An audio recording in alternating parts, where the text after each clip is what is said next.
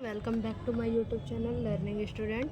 तो आज हम लेके आए हैं जो क्लास 12th में बच्चे हैं, यूपी बोर्ड एग्ज़ाम देने वाले हैं क्लास 12th का, उनके लिए बायोलॉजी का जो है कि दीर्घोत्तरीय प्रश्न, ठीक है।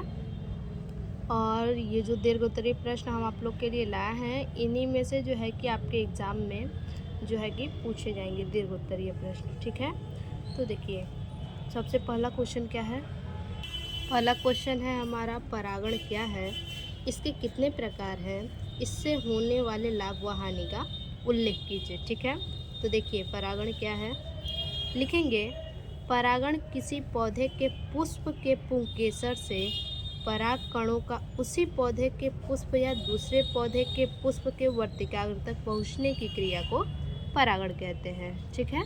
फिर से ध्यान दीजिए, परागण क्या है। देखिए, किसी पौधे के पुष्प के पुंकेसर से, ठीक है, कोई भी पौधा ले लीजिए, उसका पुष्प ले लीजिए, ठीक है। मान लीजिए गुलाब है, उसके पुष्प के पुंकेसर से पराग कणों का, पुष्प से के जो पुंकेसर होते हैं वहाँ से पराग कण का उसी पौधे के जो दूसरे पुष्प होंगे, ठीक है, उसी पौधे के दूसरे पुष्प या दूसरे पौधे के पुष्प या फिर दूसरे पौधे के पुष्प, जैसे गुलाब है, गुलाब का एक दूसरा पौधा, ठीक है, और उस दूसरे पौधे का पुष्प जो है उसके वर्तिकाग्र पर, ठीक है। पहले गुलाब के पौधे के पुंकेसर में जो पराग कण होता है, तो पहले गुलाब के पराग कण को क्या कह रहा है कि दूसरे पौधे के जो गुलाब हैं उनके वर्तिकाग्र तक पहुंचने की क्रिया को परागण कहते हैं। परागण के दो प्रकार होते हैं, ठीक है। परागण के दो प्रकार होते हैं, कौन कौन से, देखिए, पहला है स्वपरागण, दूसरा है परपरागण। देखिए, स्वपरागण के लाभ, ठीक है। स्वपरागण में ज़्यादा पराग कणों की ज़रूरत नहीं होती है। जो स्वपरागण होते हैं उनमें ज़्यादा जो परागकण की ज़रूरत नहीं होती है, ठीक है। उसके बाद स्वपरागण की प्रक्रिया आसान और सुलभ होती है। स्वपरागण की जो प्रक्रिया होती है वो बहुत ही ज़्यादा आसान होती है और सुलभ होती है, ठीक है। यानी सीधा से समझिए, स्वपरागण यानी अपनी ही जाति में विवाह करना, ठीक है। अपनी ही जाति में विवाह करने से क्या होता है कि बहुत ज़्यादा दिक्कतें नहीं होती हैं, आसानी से विवाह हो जाता है, ठीक। उसके बाद देखिए, आगे है स्वपरागण में पैदा होने वाले बीज शुद्ध नस्ल के होते हैं, ठीक है। यानी अपनी ही जाति से विवाह कर लें और उनसे जो संतान उत्पन्न होगा वो शुद्ध नस्ल का कहलाएगा, ठीक है। उसके बाद अगला लाभ है, संतति में जाति के गुण वही रहते हैं, ठीक है। उस संतान में जो है कि जाति का जो गुण है वही रहता है, लेकिन इस प्रकार जाति की शुद्धता बनी रहती है। और इस प्रकार क्या होती है, जो जाति की शुद्धता होती है वो शुद्धता बनी रहती है। उसके बाद है हमारा अगला हेडिंग, स्वपरागण की हानियाँ, ठीक है। स्वपरागण के लाभ तो जान लिए, अब देखेंगे स्वपरागण की हानियाँ। देखिए, लिखेंगे पहला, लगातार स्वपरागण होते रहने से उत्पन्न बीज संख्या में कम, हल्के, छोटे तथा दुर्बल व अस्वस्थ हो सकते हैं, ठीक है। अगर लगातार स्वपरागण होता रहे तो क्या होता है कि जो बीज उत्पन्न होते हैं वो संख्या में धीरे धीरे उनकी बीजों की संख्या क्या होती है, कम हो जाती है, वो हल्के हो जाते हैं, छोटे हो जाते हैं और कमज़ोर, दुर्बल यानी कमज़ोर और अस्वस्थ हो सकते हैं, ठीक। उसके बाद दूसरा है, स्वपरागण के पौधों में विकास की संभावनाएं कम होती हैं, ठीक है। स्वपरागण के जो पौधे होते हैं उनमें विकास की संभावनाएं जो होती हैं बहुत ज़्यादा कम होती हैं, ठीक। अब उसके बाद अगला हम लिखेंगे स्वपरागण के लाभ, ठीक है।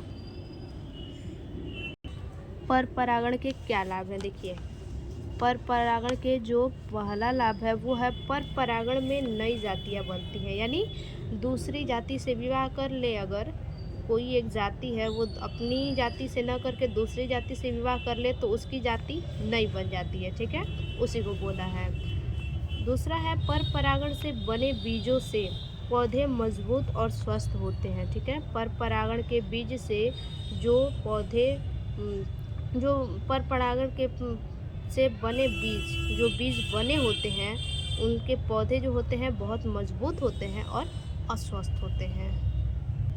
अगला है पर परागण से बीज और फल ज़्यादा संख्या में बनते हैं। जो पर परागण से बीज बनते हैं और फल बनते हैं वो क्या होते हैं, बहुत ही ज़्यादा संख्या में बनते हैं। उसके बाद पर परागण से जातियों में नए लक्षणों का विकास होता है। पर परागण से क्या होता है, जो जातियाँ होती हैं उनमें नए लक्षण का, यानी अलग अलग जो कास्ट के विवाह किए हैं तो उन दोनों के लक्षण जो है कि उनके संतान में दिखेगा। ठीक है, तो वही बोला है कि जातियों के नए लक्षण का विकास होता है। अगला है पर परागण से हानि। अब हानि क्या है उसको देखिए।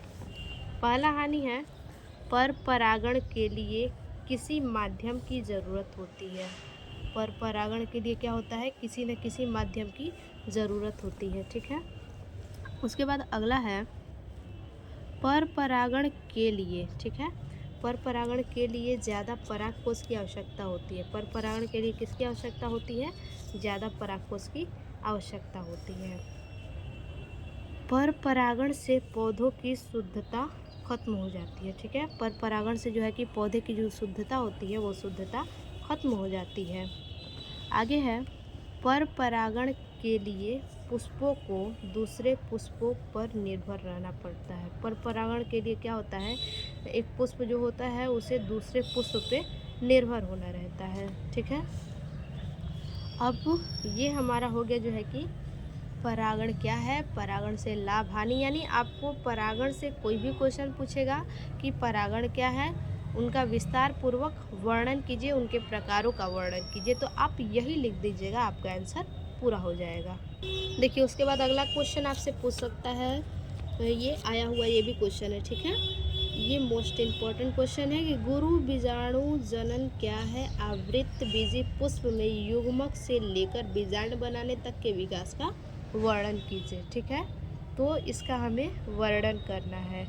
देखिए सबसे पहले लिखेंगे गुरु बीजाणु जनन। गुरु बीजाणु जनन क्या है, लिखेंगे गुरु बीजाणु मात्र कोशिका में जब अर्धसूत्री विभाजन होता है। ठीक है, मात्र जो कोशिका होते हैं, गुरु बीजाणु के जो मात्र कोशिका होते हैं उनमें अर्धसूत्री विभाजन होता है तो गुरु बीजाणु या भ्रूण कोश का निर्माण होता है। जब अर्धसूत्री विभाजन होता है तो क्या होता है, उनमें गुरु बीजाणु या भ्रूण कोश का निर्माण होता है। इस प्रक्रिया को गुरु बीजाणु जनन कहते हैं। ठीक है, अब इसके बाद आगे देखिए, इनमें 4 गुरु बीजाणु बनते हैं। ठीक है, मात्र कोशिका में अर्धसूत्री विभाजन होता है तो 4 गुरु बीजाणु बनते हैं जो प्रायः रैखिक चतुष्क रूप में विन्यासित रहते हैं। ठीक है, किसमें विन्यासित रहते हैं ये, तो रैखिक चतुष्क रूप में विन्यासित रहते हैं। इन 4 गुरु बीजाणुओं में प्रायः, ये 4 जो गुरु बीजाणु होते हैं इनमें प्रायः एक गुरु बीजाणु सक्रिय रहता है। इन 4 में से एक गुरु बीजाणु जो है कि वो सक्रिय रहता है, जो मादा युग्मकोदबित यानी भ्रूण कोश, मादा युग्मकोदबित यानी भ्रूण कोश की प्रथम कोशिका होती है।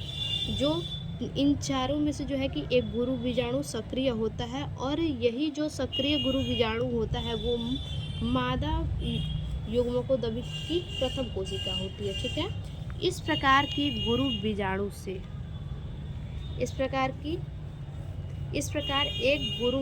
से भ्रूण कोश बनने के विकास को बीजांड कहते हैं। ध्यान दीजिए, इस प्रकार एक गुरु बीजाणु से भ्रूण कोश बनने के विकास को बीजांड कहते हैं। यानी देखिए सीधा से कि इसके विकास का वर्णन बोला है ना, तो सीधा से कि जो गुरु बीजाणु होता है उनमें जो मात्र कोशिकाएं होती हैं उनमें अर्धसूत्री विभाजन होता है और अर्धसूत्री विभाजन में जो है कि 4 गुरु बीजाणु बनते हैं जिनमें से एक ही गुरु बीजाणु सक्रिय होता है और वही गुरु बीजाणु जो है कि मादा युग्मकोदबित की प्रथम कोशिका होती है। इस प्रकार जो है कि गुरु बीजाणु से भ्रूण कोश बनने के विकास को बीजांड कहते हैं।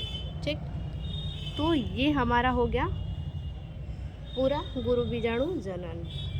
देखिए अगला क्वेश्चन हमारा है लघु बीजाणु जनन का सचित्र वर्णन कीजिए, या फिर आपको कह सकता है कि पराग कोष के विकास की विभिन्न अवस्थाओं का चित्रों की सहायता से वर्णन कीजिए। यानी दोनों क्वेश्चन सेम है, ठीक है, दोनों क्वेश्चन क्या है, सेम है। अब देखिए इसका आंसर कैसे लिखेंगे। आपको लघु बीजाणु जनन है या फिर पराग कोष के विकास की अवस्थाओं का वर्णन करने के लिए है, तो आप यही आंसर लिखेंगे। सबसे पहले लिखेंगे लघु बीजाणु जनन क्या है, ठीक है। तो देखिए लघु बीजाणु मात्र कोशिका से अर्धसूत्री विभाजन के जरिए लघु बीजाणु के निर्माण की प्रक्रिया को लघु बीजाणु जनन कहते हैं। यानी लघु बीजाणु जनन में भी क्या कह रहा है कि इनमें जो मात्र कोशिका होती है लघु बीजाणु जनन में, तो उनका भी अर्धसूत्री विभाजन होता है, और इसी अर्धसूत्री विभाजन के जरिए लघु बीजाणु के निर्माण की प्रक्रिया को क्या कहते हैं, लघु बीजाणु जनन कहते हैं। फिर से ध्यान दीजिए, लघु बीजाणु जनन में मात्र कोशिका होती है और उस मात्र कोशिका में अर्धसूत्री विभाजन होता है, और उसी अर्धसूत्री विभाजन के जरिए लघु बीजाणु के निर्माण की प्रक्रिया को हम क्या कहते हैं, लघु बीजाणु जनन कहते हैं, ठीक है। यह प्रक्रिया पुष्प के पुंकेसर में होता है। ये प्रक्रिया कहाँ होता है, तो पुष्प के पुंकेसर में ये प्रक्रिया होता है, ठीक है। आगे देखिए, प्रत्येक लघु बीजाणु मात्र कोशिका का केंद्रक अर्धसूत्री विभाजन द्वारा विभाजित होता है, ठीक है। प्रत्येक लघु बीजाणु मात्र कोशिका का केंद्रक, जो लघु बीजाणु होते हैं वो उनमें जो मात्र कोशिका का केंद्रक होता है, लघु बीजाणु जनन में जो मात्र कोशिका का केंद्रक होता है उनमें अर्धसूत्री विभाजन द्वारा विभाजित होता है। किसके द्वारा विभाजित होता है, अर्धसूत्री विभाजन के द्वारा विभाजित होता है मात्र कोशिका। इस प्रकार के विभाजन से 4 केंद्रक बनते हैं, ठीक है। इस प्रकार के विभाजन से जो है कि 4 केंद्रक बनते हैं, तथा प्रत्येक केंद्रक में गुणसूत्रों की संख्या, जो 4 केंद्रक बनते हैं विभाजित होने पे जो है कि 4 केंद्रक बनते हैं, ठीक है। जैसे आपके गुरु बीजाणु जनन में 4 केंद्रक बनते हैं, उसी तरह से लघु बीजाणु जनन में भी विभाजन होने पे 4 केंद्रक बनते हैं। आगे, प्रत्येक केंद्रक में गुणसूत्रों की संख्या मात्र कोशिका के केंद्रक से आधी या अगुणित रह जाती है। देखिए जो 4 केंद्रक बनते हैं उनमें क्या कह रहा है कि प्रत्येक केंद्रक में गुणसूत्रों की संख्या, जो केंद्रक में गुणसूत्रों की संख्या होती है मात्र कोशिका के केंद्रक से आधी होती है, ठीक है। मात्र कोशिका के केंद्रक से आधी या अगुणित रह जाती है। द्विबीजपत्री पौधों में सामान्यतः चारों केंद्रक बनने के बाद ही कोशिका द्रव्य विभाजन होता है, ठीक है। फिर से द्विबीजपत्री पौधे में, जो द्विबीजपत्री पौधे होते हैं उनमें क्या होता है, चारों केंद्रक, जो 4 केंद्रक होते हैं, 4 केंद्रक बनने के बाद ही कोशिका द्रव्य विभाजन होता है। जब 4 केंद्रक बन जाएगा द्विबीजपत्री पौधों में, तभी जाके जो है कि कोशिका द्रव्य विभाजन होता है, ठीक। अब देखिए इसका फिगर देख लेते हैं एक बार। देखिए ये हमारा फिगर है, ठीक। फिगर को समझ लीजिए कि ये चतुष्फलकीय फिगर है, ये हमारा क्रमित फिगर है, ये क्राशित फिगर है, और उसके बाद ये क्या है, लंबवत, यानी लंबवत है, लंबा है तो, और ये हमारा क्या है, टी आकार। इसी तरह से आपको फिगर बनाना है। उसके बाद लिखेंगे आवृतबीजी पौधों में बीजाणु चतुष्क, ठीक है। आवृतबीजी पौधों में बीजाणु चतुष्क। अब इसमें क्या लिखेंगे, देखिए लिखेंगे अर्धसूत्री विभाजन से विभिन्न विधियों द्वारा बनने वाली 4 कोशिकाएं, ठीक है। अर्धसूत्री विभाजन से विभिन्न विधियों में 4 बनने वाली कोशिकाएं, जो यही 4 जो है कि आवृतबीजी पौधों में जो 4 बनने वाली कोशिकाएं हैं वो 4 लघु बीजाणु अथवा गुरु बीजाणु होती है। कौन कौन सी होती हैं, 4 लघु बीजाणु होती हैं या फिर 4 गुरु बीजाणु होती हैं। विभिन्न प्रकार के चतुष्कों में विन्यासित हो जाती हैं, ठीक है, विभिन्न प्रकार के चतुष्कों में विन्यासित हो जाती हैं। और ये जो आपको 5 दिख रहा है, इसी पाँचों में जो है कि ये विन्यासित होती हैं। देखिए, पहला चतुष्क फलकीय लिखेंगे, अधिकतर द्विबीजपत्री पौधों में पाई जाती है। चतुष्फलकीय किस में पाई जाती है? अधिकतर जो है कि द्विबीजपत्री पौधों में ये पाई जाती है, ठीक है। उसके बाद दूसरा है क्रमित। क्रमित देखिए, अधिकतर एक बीजपत्री पौधों में मिलते हैं। जो क्रमित होते हैं वो जो है कि एक बीजपत्री पौधों में ये मिलते हैं। अगला है क्रासित, ठीक है। देखिए, जिनके दो बीजाणु एक दूसरे से 90 डिग्री का कोण बनाता है। क्रासित में क्या होता है? दो बीजाणु जो है कि एक दूसरे से 90 डिग्री का कोण बनाते हैं। उसके बाद है लंबवत। ये सभी बीजाणु एक सीधी रेखा में होते हैं, यानी लंबवत बिल्कुल सीधी रेखा में। फिर टीयाकार, इस चतुष्क में 2 बीजाणु अनुप्रस्थ रूप में और 2 लंबवत लगे रहते हैं, ठीक है। देखिए, अगला क्वेश्चन है, शुक्र जनन क्या है? संक्षेप में शुक्र जनन की प्रक्रिया का वर्णन करें, ठीक है। ये जो है आपका 2019, 20, 22, 23, 24, ठीक है, इन सभी सन में जो है कि आया हुआ ये क्वेश्चन है। तो इस बार भी मोस्ट इम्पॉर्टेंट ये क्वेश्चन है, आप इसको ट्रिक लगा लीजिएगा, बिल्कुल मोस्ट इम्पॉर्टेंट। जितना इम्पॉर्टेंट आप लगाना चाहते हैं उतना इम्पॉर्टेंट लगा लीजिएगा, ये आपके एग्ज़ाम में इस बार आने वाला क्वेश्चन है, ठीक है।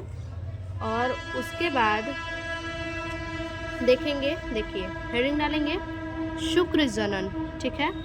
लिखेंगे, शुक्र जनन पुरुषों में शुक्राणुओं के बनने की प्रक्रिया है। शुक्र जनन क्या है? पुरुषों में शुक्राणुओं के बनने की प्रक्रिया है। या फिर आपसे ये भी क्वेश्चन कर देगा कि युग्मक क्या है? संक्षेप में शुक्र जनन की प्रक्रिया का वर्णन कीजिए। तो युग्मक जनन बोलेगा तो भी आप इसी को ही लिखेंगे, ठीक है। देखिए, शुक्र जनन पुरुषों में शुक्राणुओं के बनने की प्रक्रिया है।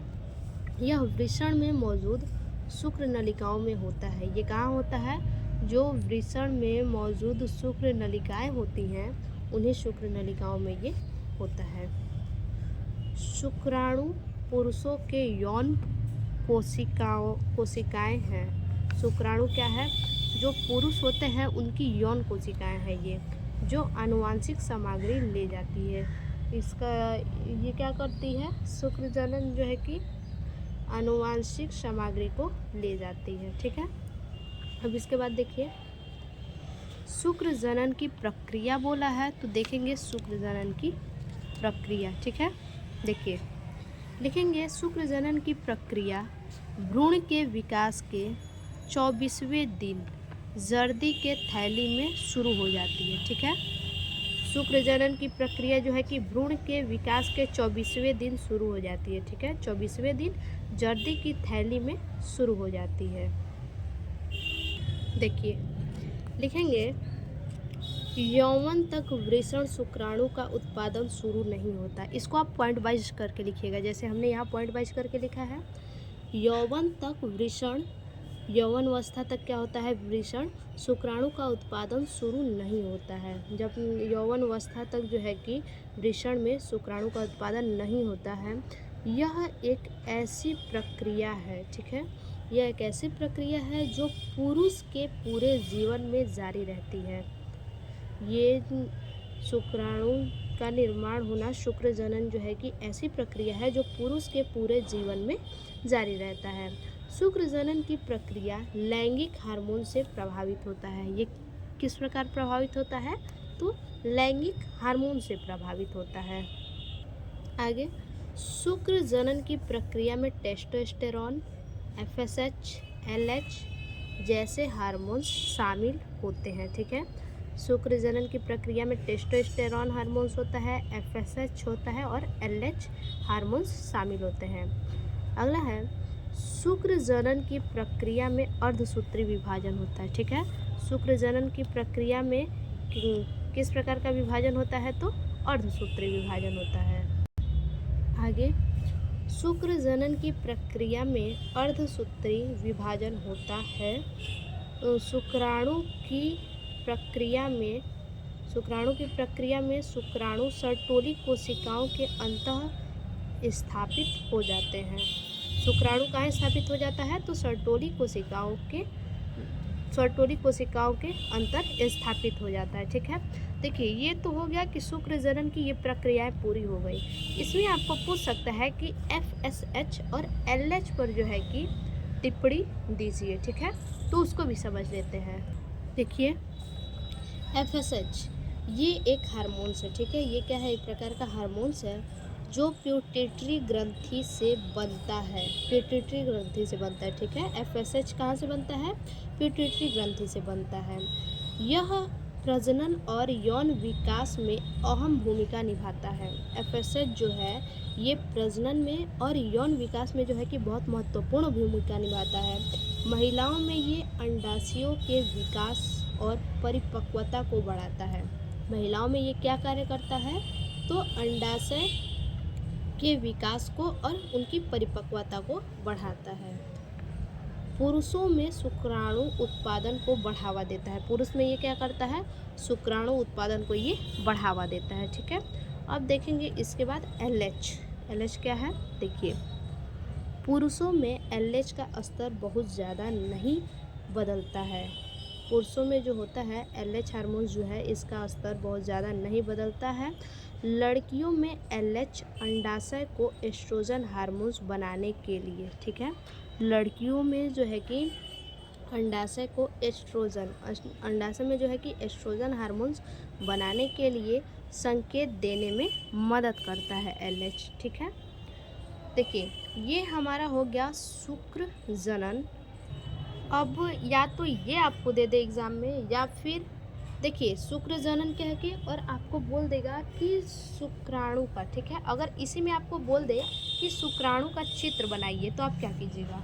तो देखिए कैसे चित्र बनाएंगे। देखिए इस प्रकार से जो है कि आप शुक्राणु का फिगर बनाइएगा। ठीक है, ये हमारा ग्रीवा है, ये इतना शीर्ष है, ये हमारा एक्रोसोम है, यहाँ पे जीव द्रव्य भरा हुआ है और बीच में केंद्रक युक्त पदार्थ है, और ये जो आपको दिख रहा है छोटा छोटा ये सूत्रकर्णिका है, और पीछे वाला भाग हमारा जो है कि ये पुच्छ है। तो इसी प्रकार से फिगर बनेगा। इसके बाद आपको जो है कि शुक्र जनन तो जान लिए, अब इसके बाद एक बार जान लीजिए आप लोग कि नर जनन तंत्र क्या होता है। ठीक है, किसको जानेंगे? नर जनन तंत्र। तो चलिए देखते हैं। मोस्ट इम्पॉर्टेंट क्वेश्चन नर जनन तंत्र। ठीक है, लिखेंगे, हेडिंग देंगे सबसे पहले नर जनन तंत्र के मुख्य भाग। ठीक है, मुख्य भाग कौन कौन से हैं उसको सबसे पहले लिख लेंगे। कौन कौन से हैं? वृषण, एपिडिडाइमिस, शुक्रवाहिनी, स्खलन वाहिनी, पेनिस, शुक्राशय, प्रोस्टेट ग्रंथि, और उसके बाद है लास्ट काउपर्स ग्रंथियाँ। ठीक है, तो ये इतना जो है कि इम्पॉर्टेंट मुख्य भाग है, इसको हम देखेंगे। सबसे पहले हम देखेंगे वृषण। ठीक है, तो देखिए लिखेंगे वृषण पुरुष का प्राथमिक जनन अंग है। वृषण क्या है? पुरुष का जो है कि प्राथमिक जनन अंग है वृषण। ये एक जोड़ी होते हैं, ये पुरुषों में जो है कि एक जोड़ी पाए जाते हैं तथा उदर गुहा से बाहर वृषण कोश में स्थित होते हैं। ये जो वृषण होता है ये उदर गुहा से बाहर होता है और वृषण कोश में जो है कि स्थित होते हैं। वृषण अनेक कुंडलित नलिकाओं से बने होते हैं। जो वृषण होता है वो किससे बना होता है? जो कुंडलित नलिकाएं होती हैं तो बहुत सारी कुंडलित नलिकाओं से मिलकर बना होता है, जिन्हें शुक्र जनन नलिकाएं कहते हैं। ठीक है, तो ये हो गया वृषण। आगे देखिए शुक्र जनन नलिकाओं में, ठीक है, शुक्र जनन नलिकाओं में शुक्राणु का निर्माण होता है। लिखेंगे शुक्र जनन नलिकाएं वृषण जालक में खुलती है। ये कहाँ खुलती है? वृषण जालक में खुलती है। जालक में 16 से 20 पतली पतली शुक्र वाहिनियाँ निकलकर इपिडिडमिस यहाँ होगा। ठीक है, इपिडिडमिस ये होगा एपिडिडमिस में खुलती हैं। जालक से जो है कि 16 से 20 पतली पतली शुक्रवाहिनियाँ होती हैं, जो है कि वो वाहिकाएं निकलकर एपिडिडमिस में खुलती हैं। वृषण शुक्राणु निर्माण का कार्य करते हैं। वृषण क्या करते हैं? शुक्राणु को निर्माण करते हैं। ये विशेषकर टेस्टोस्टेरोन हार्मोन्स का निर्माण करते हैं। ये किसका निर्माण करते हैं? तो टेस्टोस्टेरोन हार्मोन्स का निर्माण करते हैं, जो जनन में सहायक होता है। इसके बाद आगे है सहायक नर जनन अंग। ठीक है, सहायक नर जनन अंग कौन कौन से हैं? देखिए, सहायक नर जनन अंग, इनमें सहायक नलिकाएं व ग्रंथि शामिल है। इनमें पहला है एपिडिडमिस। ठीक है, एपिडिडमिस यह लगभग 6 मीटर पतली, लंबी तथा अत्यधिक कुंडलित नलिका होती है। ठीक है, एपिडिडमिस कैसी होती है? तो ये 6 मीटर लंबी होती है, पतली, 6 मीटर पतली लंबी, ठीक है, तथा अत्यधिक कुंडली होती है। ठीक है, नलिका होती है जो वृषण के अग्र, पश्च तथा भीतरी भाग को ढके रहती है। ये क्या करती है? वृषण का आगे का भाग, अंदर का भाग, आगे का और अंदर के भाग को ढके रहती है। इनमें शुक्राणु संग्रहित तथा परिपक्व होते हैं। इनमें शुक्राणु क्या होते हैं? संग्रहित होते हैं और परिपक्व होते हैं। उसके बाद आगे है शुक्रवाहिनी। शुक्रवाहिनी क्या है? देखिए, एपिडिडमिस से एक शुक्रवाहिनी निकलकर, ठीक है, एपिडिडमिस से एक शुक्रवाहिनी निकलकर वक्षण नाल से होती हुई, किस नाल से? वक्षण नाल से होती हुई उदर गुहा में प्रवेश करती है। कहाँ प्रवेश करती है? तो वक्षण नाल से होती हुई उदर गुहा में प्रवेश करती है। शुक्रवाहिनी मूत्रवाहिनी के साथ मूत्र मार्ग के अधर भाग में खुलती है। देखिए, जहाँ से मूत्राशय का रास्ता है वहीं से जो है कि शुक्राणु का भी रास्ता है। ठीक है, यहाँ क्या लिखा है? शुक्रवाहिनी। शुक्रवाहिनी मूत्राशय के साथ मूत्र मार्ग के अधर भाग में खुलती है, यानी उसी रास्ते से शुक्राणु भी निकलता है और उसी रास्ते से मूत्र भी निकलता है। आगे स्खलन वाहिनी, अगला है स्खलन वाहिनी। तो देखिए, शुक्राशय से दो पतली छोटी भित्ति, शुक्राशय से दो पतली छोटी भित्ति वाली वाहिनियाँ प्रोस्टेट ग्रंथि से होकर मूत्र मार्ग में खुलती है। ठीक है, शुक्राशय से जो है कि दो पतली और छोटी भित्ति वाली वाहिनियाँ यानी नलिकाएं होती हैं, जो प्रोस्टेट ग्रंथि से होकर मूत्र मार्ग में खुलती हैं। इन्हें स्खलन वाहिनियाँ, उसके बाद इन्हें स्खलन वाहिनियाँ कहते हैं। ठीक है, इन्हें क्या कहते हैं? स्खलन वाहिनियाँ कहते हैं। अगला है पेनिस। यह नर मैथुन अंग है। पेनिस क्या है? नर मैथुन अंग है। मूत्र मार्ग, मूत्र व वीर्य दोनों हेतु साझा मार्ग है। अभी हमने बताया कि मूत्र मार्ग से क्या है कि शुक्राणु भी निकलता है और मूत्राशय भी निकलता है। उसी को बोला है कि यह नर मैथुन अंग है। मूत्र मार्ग, मूत्र व वीर्य दोनों हेतु साझा मार्ग है, जो शिश्राग्र पर खुलता है। उसके बाद आगे है सहायक जनन ग्रंथियाँ। कौन कौन सी सहायक जनन ग्रंथियाँ है? देखिए, इन ग्रंथियों का स्रावण जनन प्रक्रिया में सहायता करता है।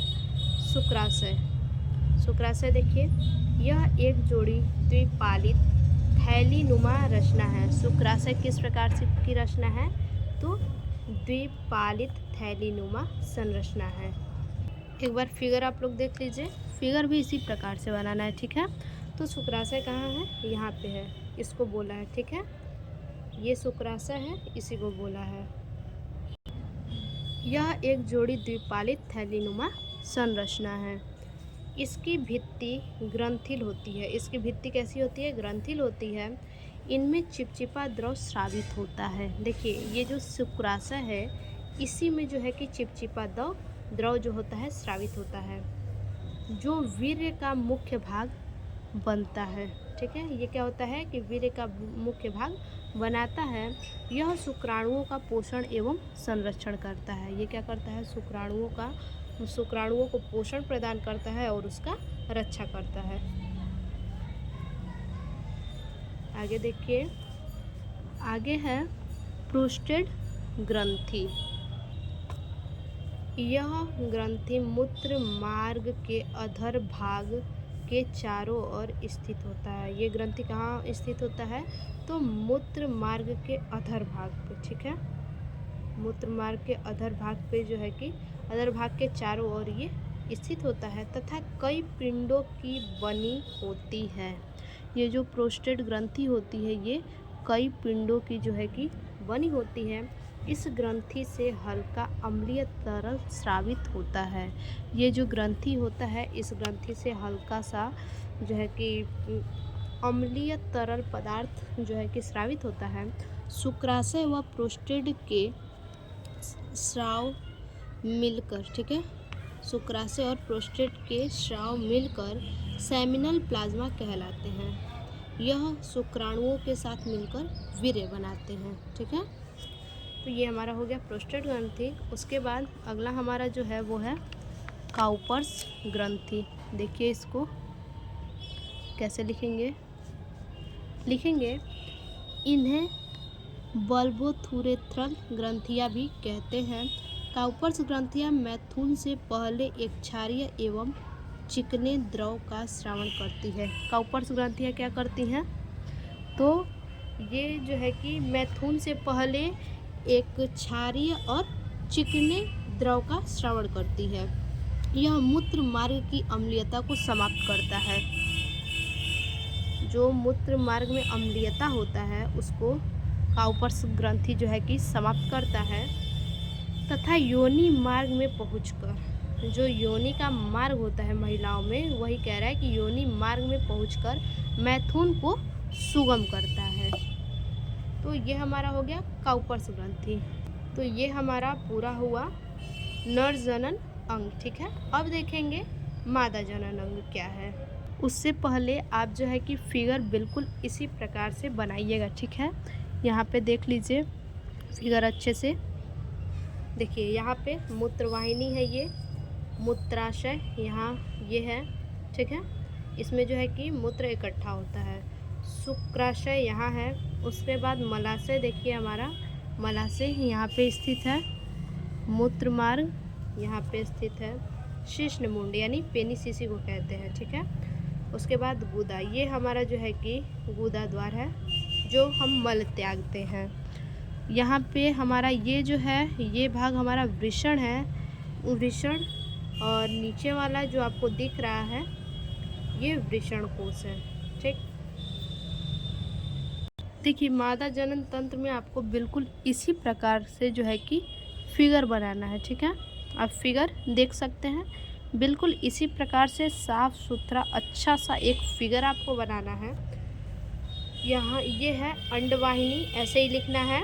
ये हमारा है जो गर्भाशय है जिसमें बच्चे का विकास होता है, भ्रूण होता है, ठीक है। ये जो ऊपर वाला भाग है ये हमारा फंडस है, ठीक है। उसके बाद ये जो आपको दिख रहा है ये अंडाशय है। यहाँ पे उभरा हुआ जो भाग है खुरदुरा ये अंतः गर्भाशय है। उसके बाद ये हमारा ग्रीवा है और नीचे देखिए यहाँ पे योनि है, ठीक है। तो इसी प्रकार से आपको जो है कि फिगर सेम टू सेम ऐसे ही अपने एग्ज़ाम में बनाना है, बिल्कुल साफ सुथरा से।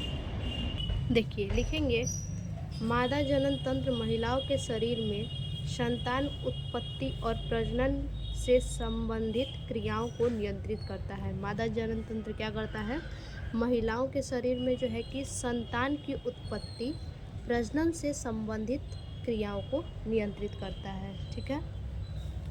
फिर हेडिंग देंगे मादा जनन तंत्र। लिखेंगे मादा जनन तंत्र महिलाओं के शरीर का वह प्रणाली है, ठीक है। मादा जनन तंत्र जो है कि महिलाओं के शरीर का वह प्रणाली है जो अंडाणु के निर्माण में निषेचन, ठीक है, अंडाणु के निर्माण में जो है कि निषेचन और भ्रूण के विकास के लिए जिम्मेदार होता है, ठीक। अंडाणु के निर्माण में जो है कि ये निषेचन और भ्रूण के विकास के लिए जिम्मेदार होता है। यह तंत्र मुख्य रूप से अंडाशय, अंडवाहिनी, गर्भाशय, योनि और बाहरी जननांग से मिलकर बना होता है। ठीक है, ये तंत्र किससे मिलकर बना होता है? मादा जनन तंत्र जो है कि मुख्य रूप से अंडाशय, अंडवाहिनी, गर्भाशय, योनि और बाहरी जननांगों से मिलकर बना होता है। ठीक है, इसके बाद हेडिंग देंगे मादा जनन तंत्र के भाग। मादा जनन तंत्र के कौन कौन से भाग हैं, इन सभी को आपको जो है कि बताना होगा। ठीक, तो देखिए सबसे पहले अंडाशय, ओवरीज। ठीक है, अंडाशय, ओवरीज। अंडाशय मादा जनन तंत्र का मुख्य अंग है। जो अंडाशय होता है ये महिलाओं में जो है कि महिलाओं के लिए मुख्य जनन अंग है, मुख्य अंग है ये, जो अंडाणु का निर्माण करता है। अंडाशय, ये मादा जनन तंत्र में जो अंडाशय होता है वो अंडाशय अंडाणु का निर्माण करता है। और महिला के हार्मोन्स एस्ट्रोजन और प्रोजेस्टेरॉन का श्रावण करता है। महिला में जो एस्ट्रोजन और प्रोजेस्टेरॉन हार्मोन्स होते हैं उनका श्रावण करता है। महिला के शरीर में 2 अंडाशय होते हैं। ठीक है, महिला के शरीर में कितने अंडाशय होते हैं? तो महिला के शरीर में जो है कि 2 अंडाशय होते हैं जो पेट के निचले भाग में स्थित होते हैं। ठीक है, ये कहाँ स्थित होते हैं? तो पेट के जो है कि नीचे वाले भाग में ये स्थित होते हैं। अगला है अंडवाहिनी। देखिए यह 2 नलिकाएं होती हैं। अंडवाहिनी जो है कि अंडवाहिनी में 2 नलिकाएं होती हैं। देखिए यहाँ पे अंडवाहिनी एक ये है और एक ये है। ठीक है, 2 अंडवाहिनियाँ हैं। उसी को बोला है कि यह 2 नलिकाएं होती हैं जो अंडाशय को गर्भाशय से जोड़ती हैं। ठीक है, ये देखिए ये क्या कर रही हैं, ये अंडवाहिनी जो है कि गर्भाशय से जोड़ रहा है। ठीक है, ये अंडाशय है और ये गर्भाशय है। अंडवाहिनी क्या कर रहा है? अंडाशय को इधर से गर्भाशय से जोड़ रहा है। ठीक है, जोड़ती है। फैलोपियन ट्यूब के माध्यम से अंडाणु गर्भाशय की ओर यात्रा करता है। ठीक है, फैलोपियन ट्यूब के माध्यम से क्या करता है? अंडाणु यानी फैलोपियन ट्यूब अंडवाहिनी की सहायता से अंडाणु गर्भाशय की ओर यात्रा करता है। देखिए जैसे अंडवाहिनी की सहायता से गर्भाशय की ओर जो है कि अंडाणु क्या करता है? यात्रा करता है। यदि अंडाणु गर्भाशय की ओर यात्रा करता है, यदि अंडाणु का निषेचन होता है, अगर अंडाणु का निषेचन हो जाता है तो वह फैलोपियन ट्यूब में ही होता है। ठीक है, अंडवाहिनी में ही, यानी कि निषेचन जो होता है वो यहीं पे होता है, इसी में अंडवाहिनी में ही होता है। ठीक है, उसके बाद है अगला गर्भाशय। ठीक है, गर्भाशय के बारे में देख लीजिए। गर्भाशय देखिए हमारा ये है, ये जो आपको दिख रहा है ये क्या है? गर्भाशय है। गर्भाशय एक जटिल संरचना होती है जिसमें भ्रूण का विकास होता है। गर्भाशय में क्या होता है? भ्रूण का विकास होता है। यह पीतल के आकार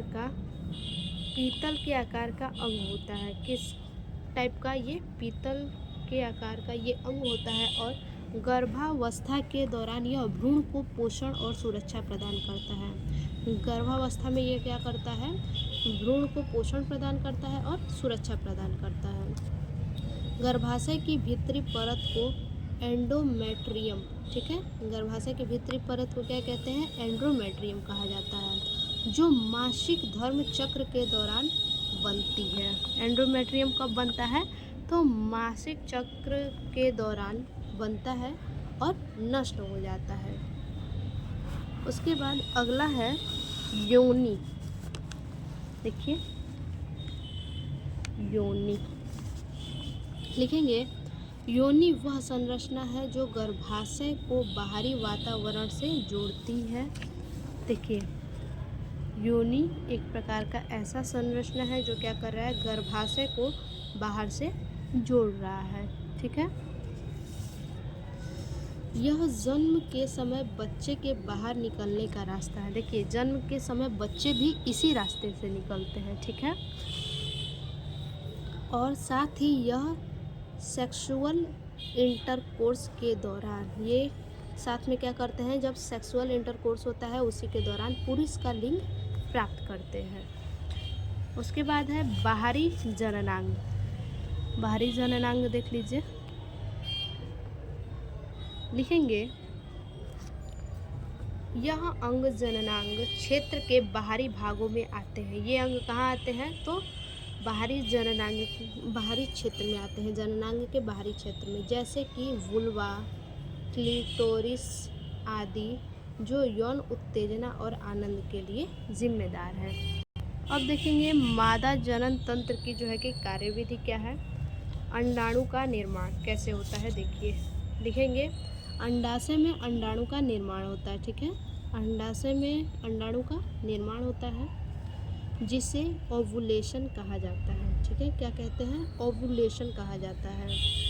अंडाशय में अंडाणु हर माह एक निर्धारित चक्र में उत्पन्न होते हैं, ठीक है। जो अंडाणु होते हैं ये मादा में हर माह बनता है ये अंडाणु, और अंडवाहिनी यानी फैलोपियन ट्यूब, अंडवाहिनी की ओर बढ़ते हैं, ठीक है। उसके बाद दूसरे नंबर पे आता है निषेचन। देखिए, लिखेंगे यदि इस दौरान पुरुष के शुक्राणु, ठीक है, निषेचन के दौरान यदि पुरुष के शुक्राणु अंडाणु से मिलते हैं तो निषेचन होता है, ठीक। और यह अंडाणु गर्भाशय की ओर बढ़ता है। उसके बाद आगे है गर्भावस्था। गर्भावस्था यानी प्रेगनेंसी। यदि अंडाणु का निषेचन हो जाता है, ठीक है, अंडाणु का निषेचन हो जाता है तो भ्रूण गर्भाशय की दीवार में स्थापित हो जाता है। भ्रूण क्या होता है, जो गर्भाशय का दीवार होता है उसमें स्थापित हो जाता है। देखिए यहाँ पे देखिए, ये जो दीवार है रेड आपको दिख रहा है, इसी में स्थापित हो जाता है, ठीक है। इसके बाद भ्रूण का विकास होता है और यह बच्चे के रूप में जन्म लेता है, ठीक है। किसके रूप में, बच्चे के रूप में जन्म लेता है। उसके बाद अगला है हमारा मासिक धर्म चक्र। देखिए, यह एक प्राकृतिक प्रक्रिया है जिसमें हर महीने एक अंडाणु का विकास होता है। हर महीने क्या होता है, एक अंडाणु का विकास होता है। और यदि निषेचन नहीं होता है तो अंडाणु बाह्य परत रक्तस्राव के रूप में बाहर निकल जाता है। इसमें क्या होता है, यदि निषेचन नहीं हो तो अंडाणु क्या होते हैं, बाह्य परत यानी रक्तस्राव के रूप में ये क्या होते हैं, बाहर निकल जाता है। इसे मासिक धर्म कहा जाता है, ठीक है। देखिए, अगला क्वेश्चन है हमारा लिंग गुणसूत्र क्या है, ठीक है। लिंग गुणसूत्र क्या है, मनुष्य में लिंग निर्धारण में इसकी क्या भूमिका है। तो लिंग गुणसूत्र को आपको जो है कि इसको बताना पड़ेगा, ठीक है। देखिए, मनुष्य में 23 जोड़ी गुणसूत्र अर्थात संख्या में 46 गुणसूत्र पाए जाते हैं, ठीक है। मनुष्य में कितने जोड़ी गुणसूत्र होते हैं, तो 23 जोड़ी गुणसूत्र होते हैं और संख्या में 46। उसके बाद दूसरा है, इसको पॉइंट वाइज आप करके लिखेंगे अगर, तो आपको लिखने में जो है कि सुविधा होगी, ठीक है। इसलिए हम आपको पॉइंट वाइज दिखा रहे हैं। इनमें से 22 जोड़ी गुणसूत्र अर्थात संख्या में 44 गुणसूत्र को समजात गुणसूत्र कहते हैं, ठीक है। 22 जोड़ी गुणसूत्र संख्या में 44 गुणसूत्र को समजात यानी 22 जोड़ी गुणसूत्र को क्या कहते हैं, समजात गुणसूत्र कहते हैं। जो नर तथा मादा दोनों में एक समान होता है। जो 22 जोड़ी जो गुणसूत्र होते हैं ये नर और मादा में दोनों समान होते हैं, ठीक है। जबकि शेष बचा 2 गुणसूत्र, जबकि जो 2 यानी 23वां जो गुणसूत्र है, एक जोड़ी जो 23वां गुणसूत्र है वो क्या कह रहा है, जबकि शेष बचा 2 गुणसूत्र एक जोड़ी लिंग गुणसूत्र कहलाता है। 23वां जोड़ा जो है कि वो लिंग निर्धारण करता है, इसीलिए लिंग गुणसूत्र कहलाता है। जो नर मादा दोनों में अलग अलग होता है, ठीक है। जो लिंग गुणसूत्र होते हैं वो नर में और मादा में, दोनों में अलग अलग होते हैं।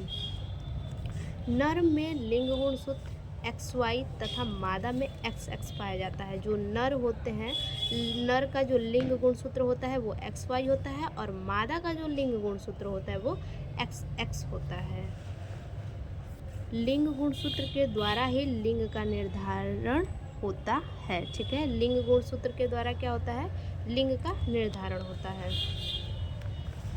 माता एवं पिता दोनों के शरीर में बनने वाले, ठीक है, माता और पिता दोनों के शरीर में बनने वाले युग्मकों में उनका एक एक लिंग गुणसूत्र पाया जाता है। ठीक है, यानी कहने का मतलब है जो संतान होते हैं तो उनमें क्या होता है, जो पिता में XY गुणसूत्र होते हैं उनमें से कोई एक ही सूत्र वो पिता जो है कि कोई एक ही गुणसूत्र देता है, और मादा में यानी माता में जो XX गुणसूत्र होते हैं माता भी कोई एक ही गुणसूत्र देती है। ठीक है, उसी को बोला है कि माता एवं पिता दोनों के शरीर में बनने वाले युग्मकों में उनका एक एक लिंग गुणसूत्र, दोनों में से कितना, एक एक लिंग गुणसूत्र पाया जाता है। माँ के शरीर में बनने वाले सभी अंडाणु, ठीक है, माँ के शरीर में जो बनने वाले अंडाणु हैं वो सभी अंडाणु X लिंग गुणसूत्र पाया जाता है। माँ के शरीर में जो लिंग गुणसूत्र जो होते हैं अंडाणु में X लिंग गुणसूत्र पाया जाता है, जबकि पिता में XY लिंग गुणसूत्र पाया जाता है। जब माँ का अंडाणु पिता के X गुणसूत्र वाले लिंग से निषेचन करता है, ठीक है, जब माँ का अंडाणु क्या करता है कि पिता के X गुणसूत्र वाले लिंग से निषेचन करता है तो प्राप्त संतान में दो XX लिंग गुणसूत्र के कारण मादा संतान का निर्माण होता है। देखिए, पिता में XY है और पिता क्या कर रहा है, X दे रहा है, और माता में XX है तो माता जाहिर सी बात है X ही देगी।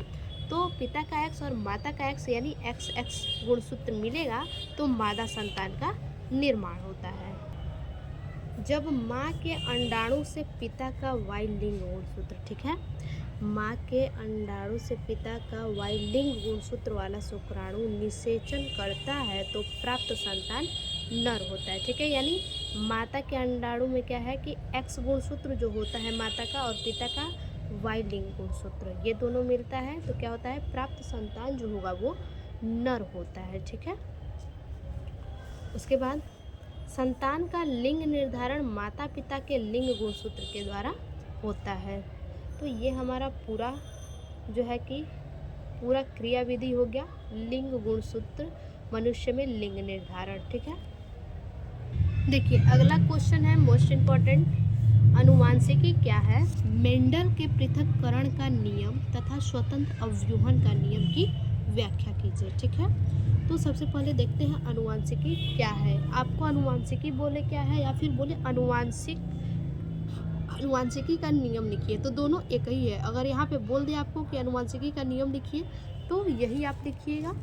देखिए, ये लगातार 2016, 17, 18, 20, 22, 23, 24 लगातार आए हुए हैं, तो ये कंपलसरी है आना, इसको आप पढ़ लीजिएगा। ठीक है, लिखेंगे हेडिंग डाल के, हेडिंग डालेंगे अनुवांशिकता और उसके बाद लिखेंगे जनक जीवों के आनुवांशिक लक्षणों के जीन्स। ठीक है, जनक जीवों के आनुवांशिक जो लक्षण होते हैं उनके जीन के माध्यम से एक पीढ़ी से दूसरी पीढ़ी में स्थानांतरण की प्रक्रिया को वंशागति या आनुवंशिकता कहते हैं। अगर बोले वंशागति के नियम को लिखिए तो आप यही लिखिएगा, और बोले आनुवंशिकता के नियम को लिखिए तो आप यही लिखिएगा। ठीक है, अब उसके बाद देखेंगे मेंडल के पृथक्करण का नियम। ठीक है, देखिए, जब प्रथम संतानीय पीढ़ी F1 के विषम युग्मनजी पौधों में स्वपरागण करते हैं। ठीक है, जब प्रथम F1 पीढ़ी के विषम युग्मनजी पौधे जो है कि स्वपरागण करते हैं तो द्वितीय संतानीय पीढ़ी F2 के सदस्यों में परस्पर विपरीत लक्षणों का एक निश्चित अनुपात में पृथक्करण हो जाता है। ठीक है, विपरीत लक्षणों का क्या होता है, एक निश्चित अनुपात में पृथक्करण हो जाता है, अतः यह लक्षणों में पृथक्करण का नियम कहलाता है। ठीक है, ये क्या कहलाता है, पृथक्करण का नियम। प्रथम पीढ़ी F1 में साथ साथ रहने पर, ठीक है, प्रथम पीढ़ी F1 में साथ साथ रहने पर भी लक्षणों का आपस में मिश्रण नहीं होता है। प्रथम पीढ़ी में जो है कि साथ साथ रहने पर भी लक्षणों का आपस में मिश्रण नहीं हो पाता है, ठीक है। और युग्मक निर्माण के समय, जब युग्मक का निर्माण होता है तो उस समय ये लक्षण पृथक पृथक हो जाते हैं, यानी ये लक्षण क्या होते हैं, युग्मक निर्माण के समय अलग अलग हो जाते हैं। इसलिए यह नियम युग्मकों की शुद्धता का नियम भी कहलाता है। ये नियम क्या कहलाता है, युग्मकों की शुद्धता का नियम कहलाता है। जैसे देखिए, ये हमारा हो गया शुद्ध लंबे पौधे, ठीक है, और ये हमारा क्या है, शुद्ध बौना पौधा। तो ये दोनों कैपिटल टी हैं, ये दोनों स्मॉल टी हैं, ठीक है। शुद्ध लंबे पौधे में शुद्ध बौने पौधे का अगर संकरण करवाया जाए तो क्या प्राप्त होता है, कैपिटल टी स्मॉल टी, यानी लंबा पौधा। शुद्ध लंबा पौधा नहीं प्राप्त हुआ, लंबा पौधा केवल प्राप्त हुआ, ठीक है। अगर इस लंबे पौधे में स्वपरागण करवा दिया जाए, ठीक है, अगर ये जो कैपिटल टी स्मॉल टी है इसमें अगर स्वपरागण करवा दिया जाए, यानी लंबा पौधा का लंबा पौधा में संकरण करवाया जाए तो क्या होगा, शुद्ध लंबा पौधा प्राप्त होगा, ठीक है। शुद्ध लंबा पौधा हमें प्राप्त हो सकता है, यानी दोनों कैपिटल टी। हो सकता है कि जो स्वपरागण करवा रहे हैं तो दूसरे लंबे पौधे में से भी टी हमें मिल जाए, इस कैपिटल टी और इसमें से भी कैपिटल टी मिल जाए तो हमें शुद्ध लंबा पौधा प्राप्त हो जाएगा, ठीक है। अगर दूसरी बार में क्या हो कि इसमें से जो है कि कैपिटल टी मिल जाए और दूसरे लंबे पौधे में से जो है कि स्मॉल टी मिल जाए, ठीक है, तो वहाँ क्या होगा, लंबा पौधा होगा, संकर क्या होगा, लंबा पौधा। और फिर से उसी क्रिया को करवाई जाए तो फिर से वही हमें प्राप्त होगा, लंबा पौधा, ठीक। और ये भी चांस है कि करवाया जाए तो स्मॉल टी लंबा पौधा दे और दूसरा लंबा पौधा भी हमें स्मॉल टी दे, यानी बौना पौधा, शुद्ध बौना पौधा कह सकते हैं। यानी चांस है कि ये हमें 50-50 का चांस है और ये हमें 25-25% का चांस है, ठीक है। तो हम कह सकते हैं कि एक संबंधे दो संबंधे दो संबंधे एक, ठीक है, 1:2:1 का रेशियो हमारा बनेगा, ठीक है। हम इसके बाद देखेंगे स्वतंत्र अव्यूहन का नियम, और ये जो आपको है डायग्राम बनाना बिल्कुल भी कंपलसरी है। देखिए, लिखेंगे स्वतंत्र अव्यूहन का नियम, ठीक है। जब दो या दो से अधिक विपरीत लक्षणों वाले पौधों के बीच क्रॉस कराया जाता है, ठीक है, कब, दो या दो से अधिक जब विपरीत लक्षण वाले पौधे होते हैं उनके बीच क्रॉस यानी संकरण कराया जाता है तो इन लक्षणों की वंशागति स्वतंत्र रूप से होती है, ठीक है। इन लक्षणों की जो वंशागति होती है वो स्वतंत्र रूप से होती है, अर्थात एक लक्षण की वंशागति दूसरे लक्षण की वंशागति को प्रभावित नहीं करती, ठीक है। जो पहले लक्षण की वंशागति होती है वो दूसरे लक्षण की जो वंशागति को प्रभावित नहीं करती, इसे स्वतंत्र अव्यूहन का नियम कहते हैं। देखिए, इसका डायग्राम कैसे बनाएंगे। ये हमारा गोल तथा पीला बीज है, ठीक है। गोल और पीला बीज है, कैपिटल आर और कैपिटल वाई, ठीक है, 4 है यहाँ पे। और यहाँ पे झुर्रीदार तथा हरे बीज, झुर्रीदार तथा हरे बीज है, ठीक। यहाँ स्मॉल आर और स्मॉल वाई है। अगर इनके बीज संकरण कराया जाए तो क्या प्राप्त होता है, गोल तथा पीले बीज प्राप्त होते हैं, ठीक है। यहाँ से जो है कि कैपिटल आर एक और कैपिटल वाई मिलता है और यहाँ से स्मॉल आर और स्मॉल वाई एक मिलता है, ठीक है, यहाँ पे। तो यहाँ गोल और पीले बीज प्राप्त होते हैं, ठीक। अगर इनमें स्वपरागण करवा दिया जाए, ठीक है, इनमें क्या करवा दिया जाए, स्वपरागण करवा दिया जाए तो क्या हमें मिलता है। देखिए, स्वपरागण करवाया जाए तो गोल तथा पीला बीज मिलता है, यहाँ पर गोल तथा पीले बीज, ठीक है, पीले बीज मिलते हैं। और यहाँ पे गोल तथा हरे बीज मिलते हैं। उसके बाद है झुर्रीदार तथा पीले बीज भी मिल सकते हैं और झुर्रीदार तथा हरे बीज भी मिल सकते हैं, ठीक है। तो देखिए,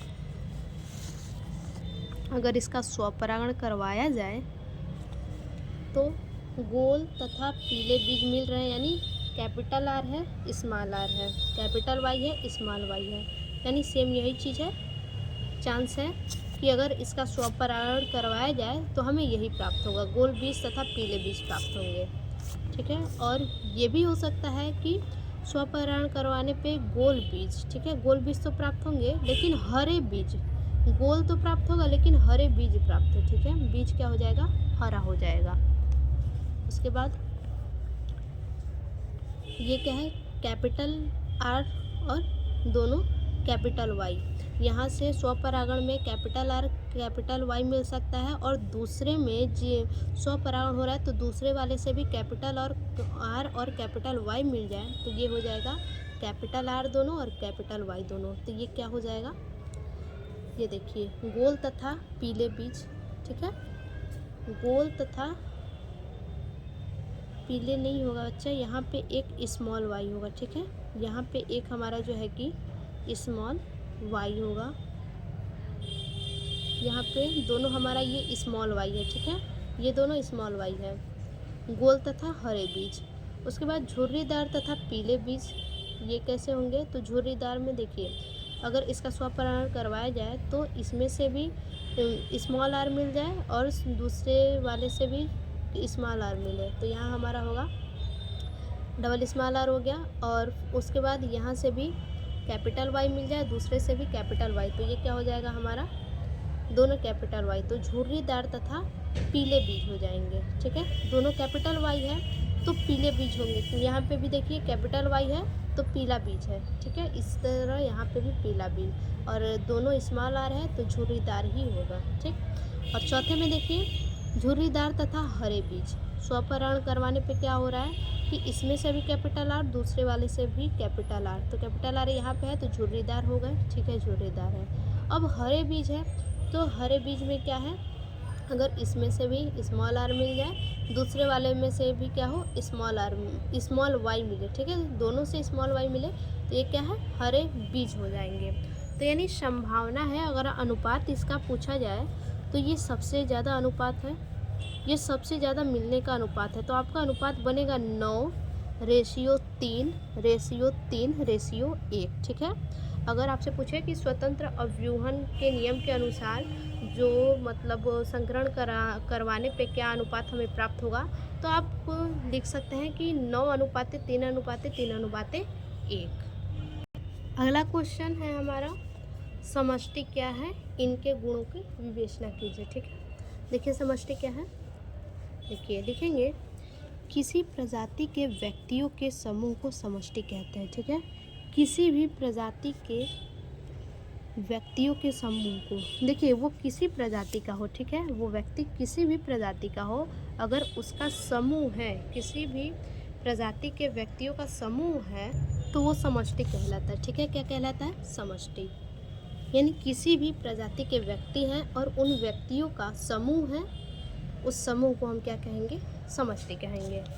समष्टि के गुण व विशेषताएं होती हैं। ठीक है, समष्टि के गुण और विशेषताएं दोनों होते हैं जो व्यक्तियों में नहीं होती। ठीक है, जो ये क्या होते हैं कि ये व्यक्तियों में ये गुण नहीं होते हैं। समष्टि के गुण व विशेषताएं होती हैं जो व्यक्तियों में नहीं होती हैं, जैसे जन्म दर व मृत्यु दर, ये क्या होता है, समूह में होता है। लिंग अनुपात, ये भी समूह में होता है। आयु वितरण, ये भी समूह में होता है। समष्टि आकार व समष्टि घनत्व आदि। ठीक है, ये सब क्या होते हैं, यानी जो समूह में है वो समष्टि कहलाते हैं। देखिए पहला है हमारा जन्म दर, जन्म दर को समझते हैं। ठीक है, लिखेंगे, इससे समष्टि, समष्टि यानी जनसंख्या, इससे समष्टि घनत्व में वृद्धि होती है। जन्म दर में क्या होता है, क्योंकि इससे समष्टि घनत्व में वृद्धि होती है। जन्म दर यानी जन्म होता रहेगा तो घनत्व में, जन्म दर यानी जनसंख्या में क्या होती है, वृद्धि होती है। जन्म होता रहेगा तो जनसंख्या में वृद्धि होती रहेगी। यह किसी दी गई अवधि, ठीक है, ये किसी दी गई अवधि अथवा काल में जनसंख्या समष्टि में जन्मे बच्चे की संख्या बताती है। ये किसी दी गई अवधि यानी किसी समय में, किसी दिया हुआ समय में, काल में जनसंख्या समष्टि में बच्चे जन्म जो जन्मे बच्चे हैं, ठीक है, जन्मे बच्चे की संख्या बताती है। उसके बाद अगला है मृत्यु दर, ठीक है। मृत्यु दर देखिए क्या है। मृत्यु दर किसी इकाई समय में, ठीक है, किसी इकाई समय में किसी जीव संख्या में, किसी इकाई समय में, किसी अवधि में, किसी समय में जीव संख्या में मरने वाले, किसी भी समय में जो जीव मरते हैं, जितनी संख्या में जो जीव मरने वाले हैं, जीवों की संख्या को मृत्यु दर कहते हैं, ठीक है। यानी मरने वाले जीवों की संख्या को हम क्या कहते हैं? मृत्यु दर। सीधा से समझिए कि किसी समय में मरने वाले जीवों की संख्या को मृत्यु दर कहते हैं। उसके बाद तीसरा है लिंग अनुपात। लिंग अनुपात क्या है? किसी समष्टि में नर एवं मादा का अनुपात ही लिंग अनुपात कहलाता है, ठीक है। किसी भी समष्टि में, ठीक है, किसी भी समष्टि में यानी जनसंख्या में नर एवं मादा, नर और मादा दोनों के अनुपात को क्या कहते हैं? लिंग अनुपात कहते हैं, ठीक है। यह लिंग अनुपात इसलिए महत्वपूर्ण है। ये लिंग अनुपात क्यों महत्वपूर्ण है? तो देखिए, ये लिंग अनुपात इसलिए महत्वपूर्ण है क्योंकि यदि समष्टि में मादाओं की संख्या अधिक है, यदि समष्टि में यानी यदि जनसंख्या में महिला की जनसंख्या अधिक है, यदि जनसंख्या में क्या है, महिलाओं की संख्या अधिक है, तो इसका सीधा प्रभाव जन्म दर पर पड़ता है, ठीक है। उसके बाद है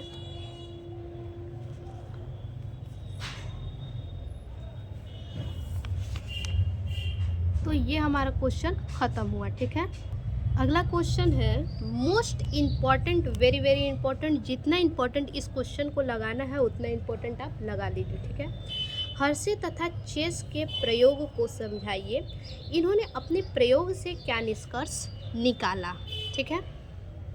देखिए, लिखेंगे अल्फ्रेड हर्षे और मार्था चेस ने साल 1952 में बैक्टीरियोफेज, ठीक है, अल्फ्रेड हर्षे और मार्था चेस ने साल 1952 में बैक्टीरियोफेज का इस्तेमाल करके, किसका इस्तेमाल करके? बैक्टीरियोफेज का इस्तेमाल करके एक प्रयोग किया था। इस प्रयोग से पता चला कि विषाणु का आनुवांशिक पदार्थ डीएनए है, ठीक है। इस प्रयोग से यही पता चला है कि विषाणु का जो आनुवांशिक पदार्थ है वो डीएनए है, ठीक है।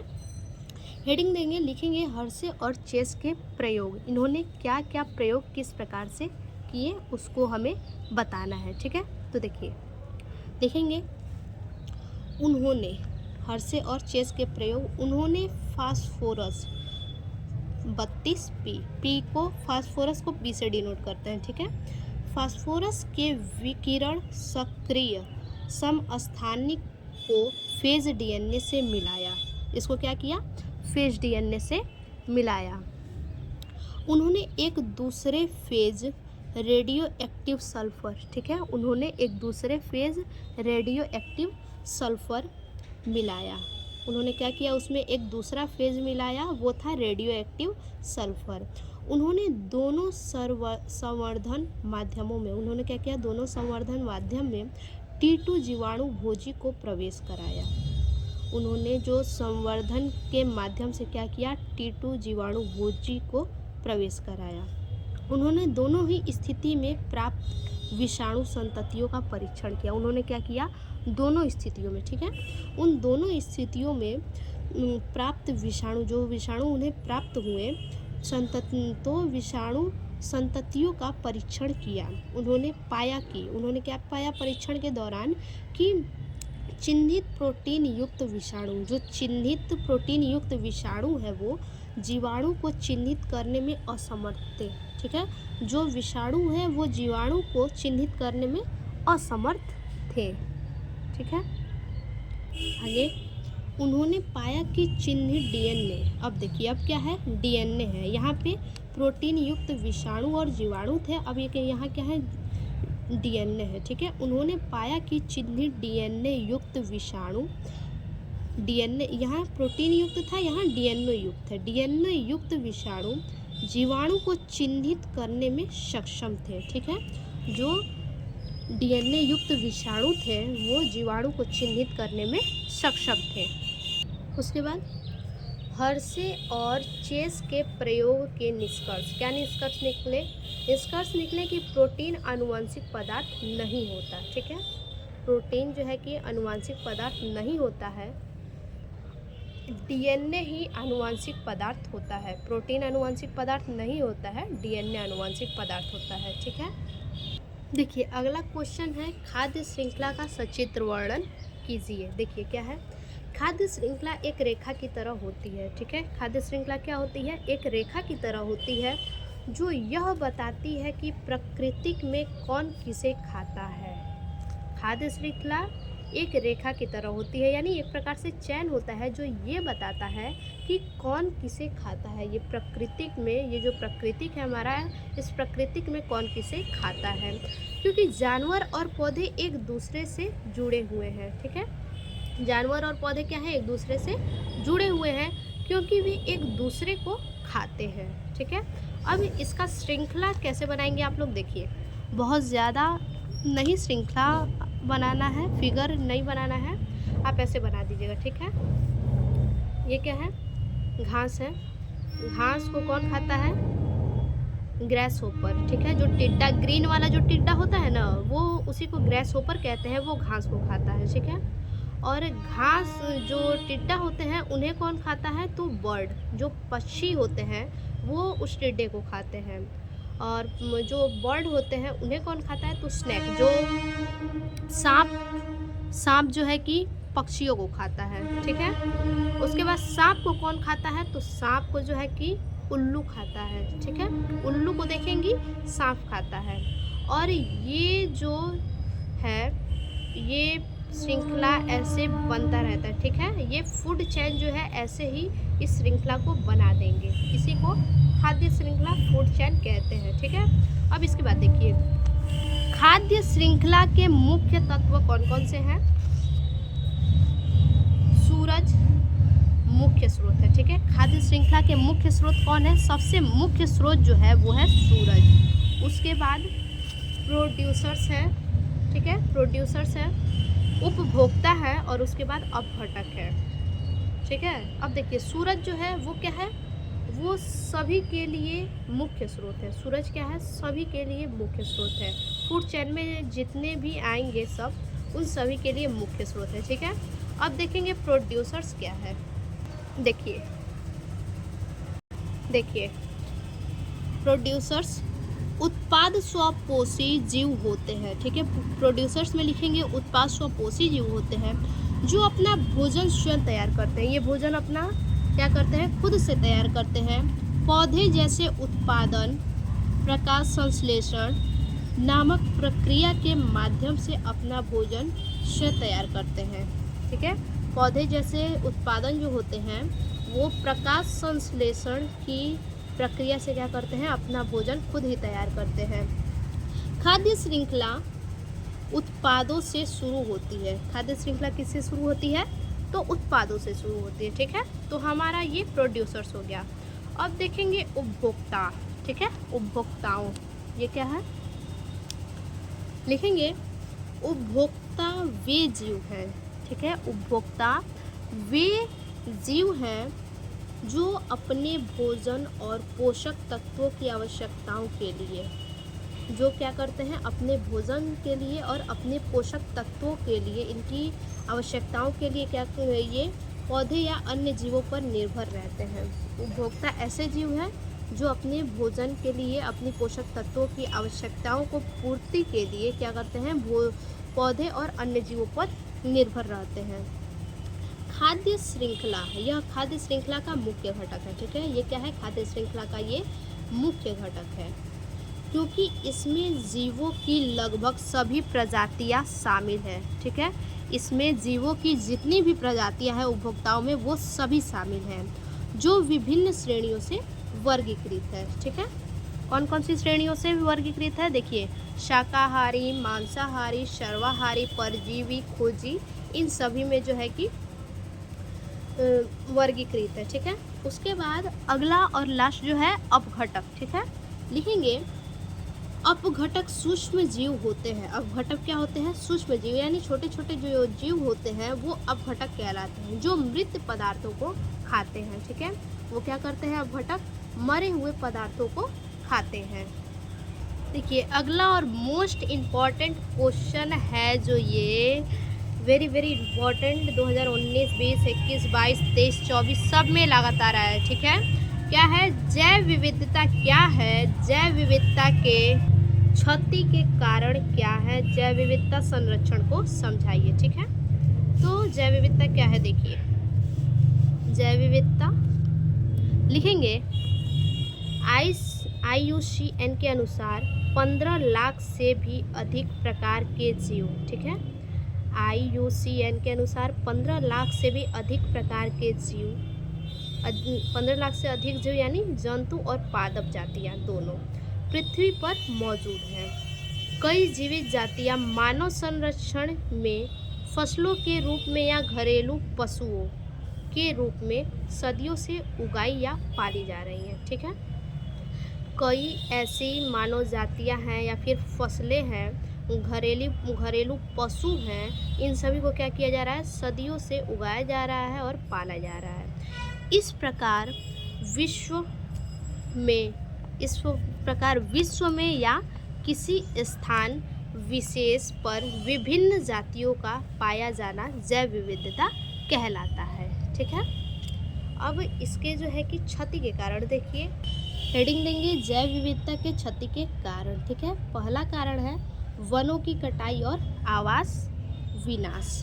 देखिए, भारत में जैव विविधता के नुकसान के प्राथमिक चालकों में से एक वनों की कटाई है। ठीक है, भारत में जो जैव विविधता है उनमें से नुकसान के प्राथमिक चालकों में से, नुकसान के जो प्रथम श्रेणी में आएगा वो है वनों की कटाई, जिससे प्राकृतिक आवासों का विनाश होता है। ठीक है, उसके बाद बी नंबर है जलवायु परिवर्तन से के प्रभाव। जलवायु में जो परिवर्तन हो रहा है उनके प्रभाव। देखिए, भारत जलवायु परिवर्तन के वैश्विक प्रभाव से, जो हमारा भारत है वो जलवायु परिवर्तन के वैश्विक प्रभाव से अछूता नहीं है। ठीक है, हमारा जो वातावरण है, जो जलवायु है वो अछूता नहीं है। बदलते मौसम के पैटर्न, बढ़ते तापमान और चरम घटनाएं, ये सभी क्या है? पारिस्थितिक तंत्र को बाधित करती हैं। ये सभी घटनाएं पारिस्थितिक तंत्र को क्या करती हैं? बाधित करती हैं, जिससे प्रजातियां विलुप्त होने के कगार पर पहुंच जाती हैं। ठीक है, फिर से देखिए, बदलते मौसम, जो बदलता हुआ मौसम है, बढ़ता हुआ तापमान है और चरम घटनाएं पारिस्थितिक तंत्र को ये सभी बाधित करती हैं, जिसके कारण प्रजाति विलुप्त होने के कगार पे पहुंच जाती है। अगला हेडिंग है जैव विविधता संरक्षण की नीतियाँ। ठीक है, संरक्षण की नीतियाँ आपसे मोस्ट इम्पॉर्टेंट है, ये पूछ सकता है कि जैव विविधता क्या है, संरक्षण की नीतियाँ बताइए। ठीक है, तो देखिए, पहला नीति है जंतुओं के प्राकृतिक आवास वनों का संरक्षण। ठीक, लिखेंगे वन्य जीव जातियों का। ठीक है, वन्य जीव जातियों का उनके प्राकृतिक आवासों के साथ साथ, जो वन्य जीव जाति हैं उनके प्राकृतिक आवासों के साथ साथ कृत्रिम आवासों में मनुष्यों के नियंत्रण में। ठीक है, कृत्रिम आवासों में और मनुष्य के नियंत्रण में, जैसे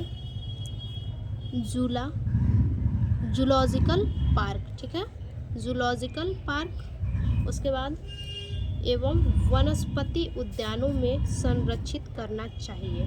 फिर से, वन्य जीव जातियों का उनके प्राकृतिक आवासों के साथ साथ, जो वन में जो जीव जाति रहने वाले हैं, जो वन में जीव जाति रहने वाले हैं उनके जो प्राकृतिक आवास है, प्राकृतिक आवास क्या है उनका?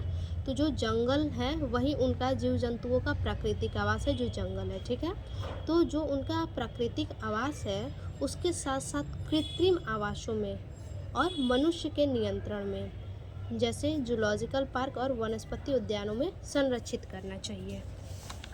उसके बाद है कानून द्वारा संरक्षण। कानून द्वारा किस प्रकार से इसे सुरक्षित किया जा सकता है। जंतुओं की जो जातियां विलुप्त होने के कगार पर खड़ी हैं, जंतु की जो जातियां हैं जो विलुप्त होने के कगार पर हैं, उनके शिकार पर वैधानिक प्रतिबंध लगाना चाहिए। ठीक है, जंतुओं की जो विलुप्त होने वाली जातियां हैं, जो जातियां खत्म होने वाली हैं, विलुप्त होने वाली हैं या फिर खत्म होने के कगार पर हैं, उनके शिकार पर अगर उनका शिकार हो रहा है जिस कारण वो विलुप्त हो रहे हैं, उसे क्या किया जाए, उस पर प्रतिबंध लगाया जाना चाहिए। ठीक है, उसके बाद सी नंबर है जंतुओं की चिकित्सालय तथा रोगों से सुरक्षा। ठीक है, जंतुओं की चिकित्सालय और रोगों से सुरक्षा। देखिए, सभी जंतुओं की चिकित्सा की व्यवस्था होनी चाहिए।